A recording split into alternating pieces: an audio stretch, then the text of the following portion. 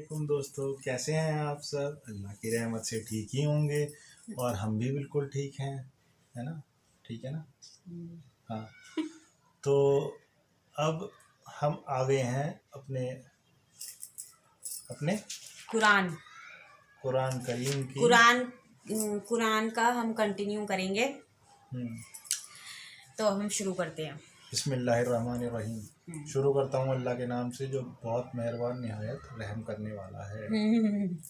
जमा कुरान के सिलसिले में हज़रत ज़ैन बिन साबित रदियल्लाहु अन्हु का तरीक़ेकार है ना। इस मौके पर जमा कुरान जमे कुरान के सिलसिले में हज़रत ज़ैन बिन साबित ज़ैद बिन साबित रदियल्लाहु अन्हु के तरीक़े कार को अच्छी तरह समझ लेना चाहिए। जैसा कि पीछे ज़िक्र आ चुका है, वो खुद हाफिज़ कुरान थे, लिहाजा वो अपनी याददाश्त से पूरा कुरान लिख सकते थे। उनके अलावा भी सैकड़ों हाफिज़ उस वक्त मौजूद थे। उनकी एक जमात बनाकर भी कुरान करीम लिखा जा सकता था। मतलब उस टाइम के लोगों को इतना याद था। जब आप सुनाते होंगे तो ये क्या लिखा है, नेज़ कुरान करीम के जो नुस्खे आन हज़रत सल्लल्लाहु अलैहि वसल्लम के ज़माने में लिखे गए थे, हज़रत ज़ैद रदियल्लाहु अन्हु से भी कुरान करीम नकल फरमा सकते थे, लेकिन उन्होंने एहतियात के पेश नज़र सिर्फ किसी एक तरीके पर बस नहीं किया, बल्कि उन तमाम ज़राए से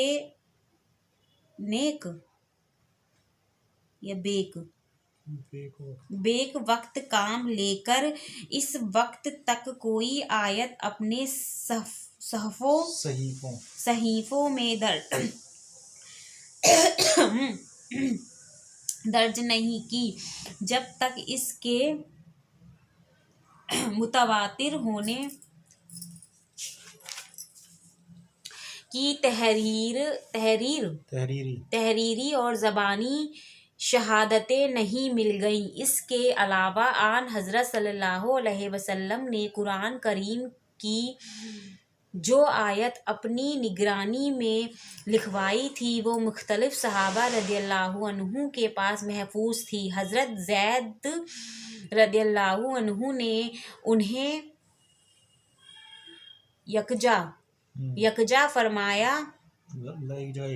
फरमाया ताकि नया नुस्खा उनसे ही नकल किया जाए। चुनाचे ये ऐलान आम कर दिया गया कि जिस शख्स के पास कुरान करीम की जितनी आयत लिखी हुई मौजूद हों, वो हज़रत ज़ैद रदियल्लाहु के पास ले आए, और जब कोई शख्स उनके पास कुरान करीम की कोई लिखी हुई आयत लेकर आता तो वो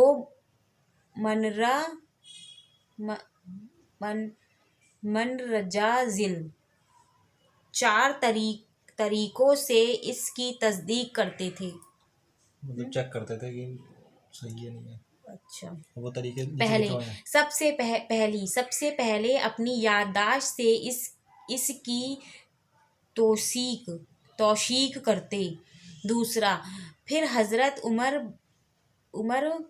रदियल्लाहु भी हाफिज़ कुरान थे, और रिवायात से साबित है कि हज़रत अबू बकर रदियल्लाहु अन्हु ने उनको भी उस काम में हज़रत ज़ैद रदियल्लाहु अन्हु के साथ लगा दिया था। और जब कोई शख्स कोई आयत लेकर आता था तो हज़रत ज़ैद रदियल्लाहु अन्हु और हज़रत उमर रदियल्लाहु अन्हु दोनों मुश्तरक तौर पर इसे वसूल करते थे।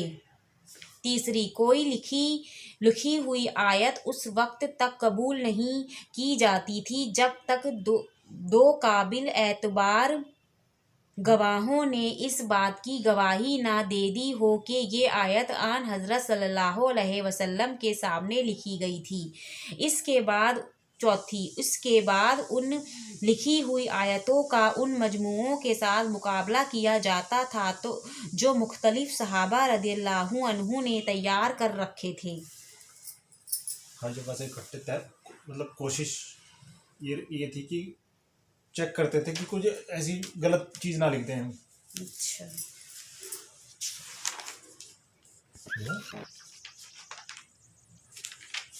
हज़रत उस्मान रदियल्लाहु अन्हु के अहद में जमे कुरान। हाँ। जब हज़रत उस्मान रदियल्लाहु अन्हु खलीफा बने तो इस्लाम अरब से निकल कर रूम और ईरान के दूर दराज इलाकों तक पहुंच चुका था। हर नए इलाके के लोग जब मुसलमान होते तो वो उन मुजाहिदीन इस्लाम या उन ताजिरों से कुरान करीम सीखते जिनकी बदौलत उन्हें इस्लाम की नेमत हासिल हुई थी। और मुख्तलिफ सहाबा किराम रदियल्लाहु अन्हु ने कुरान करीम आन हज़रत सल्लल्लाहु अलैहि वसल्लम से मुख्तलिफ किरातों के मुताबिक सीखा था और अल्लाह ताला की तरफ से उन सब किरातों के मुताबिक इसे पढ़ने की इजाज़त थी। इसलिए हर सहाबी ने अपने शागिर्दों को इसी किरात के मुताबिक कुरान पढ़ाया जिसके मुताबिक खुद उन्होंने हुजूर से पढ़ा था। इस तरह किरातों का ये इख्तिलाफ दूर दराज ममालिक तक पहुँच गया, जब तक लोग इस हकीकत से वाकिफ़ थे कि कुरान करीम की मुख्तलफ किरातें हैं और सब अल्लाह ताला की तरफ से उतारी हुई हैं। उस वक्त तक इस इख्तलाफ से कोई खराबी पैदा नहीं हुई, लेकिन जब ये इख्तलाफ दूर दराज ममालिक में पहुँचा और ये बात उनमें पूरी तरह मशहूर ना हो सकी कि कुरान करीम की मुख्तलफ किरातें हैं, तो इस वक्त लोगों में झगड़े पेश आने लगे। मतलब लड़ने लगे। तो मुझे भी समझ में आ गया किस लिए लड़ने लगे कि मुख्तलिफ किरातें हैं। मतलब पढ़ो तो आगे समझ में आ जाएगा। बाद में कई बार जो तुम्हारे क्वेश्चंस होते हैं उसका आंसर आगे मिल जाता है। भूल गई क्या? बाज़ लोग अपनी किरातों को सही और दूसरे की किरातों को गलत करार देने लगे। उन झगड़ों से एक तरफ तो ये खतरा था कि लोग कुरान करीम की मुतवातिर किरातों को गलत करार देने की संगीन गलती में मुब्तला होंगे। दूसरे सिवाय हज़रत ज़ैद रदियल्लाहु के लिखे हुए एक नुस्खे के जो मदीना तैयबा में मौजूद था, पूरे आलम इस्लाम में कोई ऐसा मेयारी नुस्खा मौजूद ना था जो पूरी उम्मत के लिए हुज्जत बन सके हैं, क्योंकि दूसरे नुस्खे इनफरादी तौर पर लिखे हुए थे और उनमें तमाम किरातों को जमा करने का कोई एहतमाम नहीं था। इसलिए उन झगड़ों के तस्फी की काबिल एतमाद सूरत यही थी कि ऐसे नुस्खे पूरे आलम इस्लाम में फैला दिए जाएं जिनमें तमाम मोतबर किरातें जमा हों और उन्हें देखकर ये फैसला किया जा सके कि कौन सी किरात सही और कौन सी गलत। हज़रत उस्मान रदियल्लाहु अन्हु ने अपने अहद खिलाफत में यही अजीम निशान कारनामा अंजाम दिया। मतलब जैसे कुछ आयतें हो गई तो किसी अलग अलग देशों में पहुंचे तो कहीं पे कुछ पहुंचती होगी, कहीं पे कुछ पहुंचती होंगी, है ना? पढ़ो तो पूरा। اس غرض کے لیے حضرت عثمان رضی اللہ عنہ نے حضرت کیونکہ ایک جگہ تو تھا نہیں حفصہ سارا رضی لکھا ہوا. اللہ عنہ کے پاس پیغام بھیجا کہ آپ کے پاس حضرت ابو بکر رضی اللہ عنہ کے تیار کرائے ہوئے جو صحیفے موجود ہیں وہ ہمارے پاس بھیج دیجیے، ہم ان کو مصاحف میں نقل کر کے آپ کو واپس کر دیں گے۔ حضرت حفصہ رضی اللہ عنہ نے وہ صحیفے حضرت عثمان رضی اللہ عنہ کے پاس بھیج دیے۔ حضرت عثمان رضی اللہ عنہ نے 4 صحابہ رضی اللہ عنہ کی ایک جماعت بنائی جو حضرت زید بن ثابت رضی اللہ عنہ، حضرت عبداللہ بن زبیر رضی اللہ عنہ، حضرت سعید بن عاص رضی اللہ عنہ اور حضرت عبد الرحمن بن حارث بن ہشام رضی اللہ عنہ پر مشتمل تھی۔ اس جماعت کو اس کام پر مامور کیا گیا۔ وہ حضرت ابو بکر رضی اللہ عنہ کے صحیفوں سے نقل کر کے کئی ایسے مصاحف تیار کرے جن میں صورتیں بھی مرتب ہوں۔ ان 4 صحابہ رضی اللہ عنہ سے حضرت زید رضی اللہ عنہ انصاری تھے جو باقی تینوں حضرت قریش۔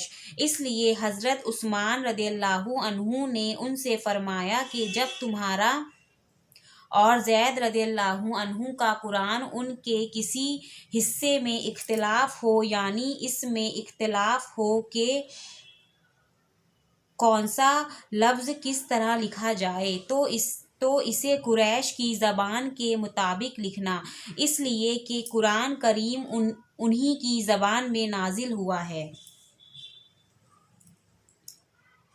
بنیادی طور پر تو یہ کام مذکورہ 4 حضرات ہی کے سپرد کیا گیا تھا، لیکن پھر دوسرے صحابہ رضی اللہ عنہ کو بھی ان کی مدد کے لیے ساتھ لگا دیا گیا۔ ان حضرات نے کتابت قرآن کے سلسلے میں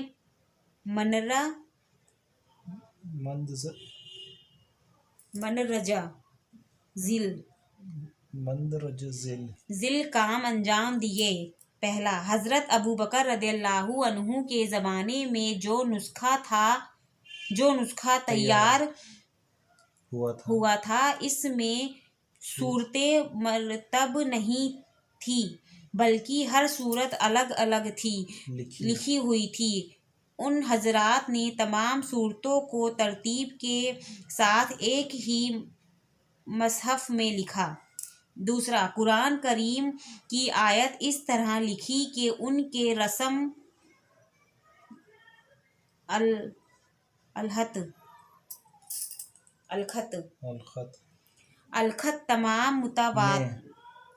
میں تمام متواتر قراتیں سما جائیں۔ اس لیے ان پر نہ نقطے وہ نہیں ہوتے، اچھا ٹھیک ہے، یہ رہا نا، نقطے لگائے گئے اور نہ حرکات، زیر زبر یا پیش، تاکہ اس تمام متواتر قراتوں کے مطابق پڑھا جا سکے۔ مثلاً یسرہا کیا لکھا ہے؟ یسرہا لکھا تاکہ ننشروہا اور ننشزوہا دونوں طرح پڑھا جا سکے کیونکہ یہ دونوں قراتیں درست ہیں۔ تیسری، اب تک قرآن کریم کا مکمل معیار نسخہ جو پوری امت کی اجتماعی تصدیق سے تیار کیا گیا ہو صرف ایک تھا۔ ان حضرات نے اس نئے مرتب مصحف کی ایک سے زائد مطلب زیادہ نقلیں تیار کریں۔ عام طور سے مشہور یہ ہے کہ حضرت عثمان رضی اللہ عنہ نے 5 مصاحف تیار کرائے تھے، لیکن ابو حاتم سجستانی کا ارشاد ہے کہ کل 7 نسخے تیار کیے گئے تھے، جن میں سے ایک مکہ مکرمہ، ایک شام، ایک یمن، ایک بحرین، ایک بصرہ اور ایک کوفہ دیا گیا اور ایک مدینہ طیبہ میں محفوظ رکھا گیا۔ کوفہ نہیں، کوفہ جگہ کا نام ہے۔ تم کوفہ یہ کیا ہے؟ پھر کیا ہے؟ احزاب یا منزلیں۔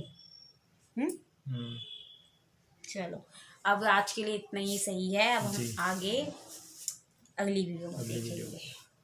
تو کیا سمجھ میں آیا آپ بتاؤ؟ یہی کہ جب قرآن تیار کیا گیا تو اس کو پہلے تصدیق کری، یہ نہیں کہ جو میرے کو پتا ہے تو میں پہلے ہر جگہ سے پوچھا گیا سب سے، پھر حضور صلی اللہ علیہ وسلم کے ٹائم پہ جو لکھی گئی تھی، اور اس کے بعد کوئی 2 گواہ بھی ہونے چاہیے تھے تصدیق کرنے کے لیے کہ ہاں بھائی یہ صحیح بات ہے، اسی طریقے سے لکھی گئی تھی، اب ہے نا۔ تو اب ہم اگلی بار پڑھیں گے احزاب یا منزلیں۔ پھر ہے یہ کیا لکھا ہے؟ اجزائے یا پارے۔ چلو اب ہم ملتے ہیں اگلی ویڈیو میں۔ اللہ حافظ۔